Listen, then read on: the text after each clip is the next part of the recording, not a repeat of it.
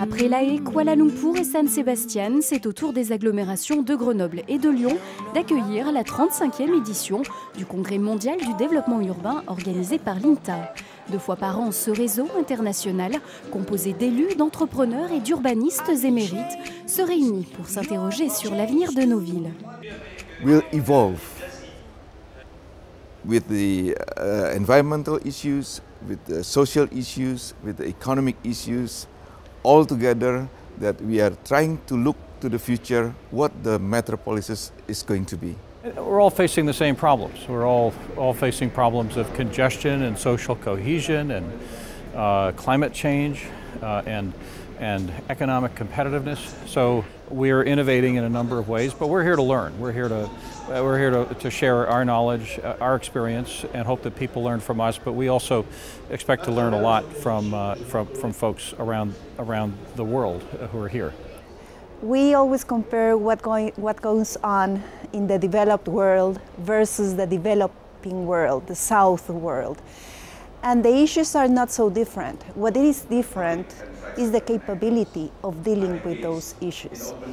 And what is interesting in participating in this type of Congress is to learn how cities and local governments deal with all these growing problems. Avoir un congrès qui réunit les grands acteurs des villes, c'est quelque chose d'extrêmement important. Je disais tout à l'heure à une congressiste qui venait d'Argentine que par exemple mon quartier de la Confluence, je l'avais développé à partir d'une idée de rénovation du port de Buenos Aires, Puerto Madero. Vous voyez, c'est ça l'échange entre les grandes villes. Essayer, parce qu'on a des éléments de comparaison, parce que l'on dialogue ensemble, de prendre les meilleures idées dans toutes les villes du monde et essayer de les adapter à sa propre réalité. 4 jours de conférences, ateliers et visites urbaines entre Lyon et Grenoble ont donc rythmé ce 35e congrès de l'INTA qui s'est penché cette année sur la place et le développement des agglomérations de taille moyenne dans le paysage mondial. L'occasion pour le Grand Lyon de défendre ses stratégies de valorisation du territoire, comme la création en juillet 2010 de la coopération métropolitaine Grand Lyon, Saint-Étienne, Nord-Isère, Vienne, pour renforcer son rayonnement sur le territoire national, européen et mondial. Nous avons à situer notre métropole dans le réseau des grandes villes qui, à l'échelle du monde, sont en train de construire l'avenir. Il faut à la fois être capable de porter l'innovation pour pouvoir inventer l'avenir. Il faut en même temps faire des projets d'urbanisme qui puissent permettre à la fois de satisfaire nos concitoyens, puis en même temps de donner une image à cette ville.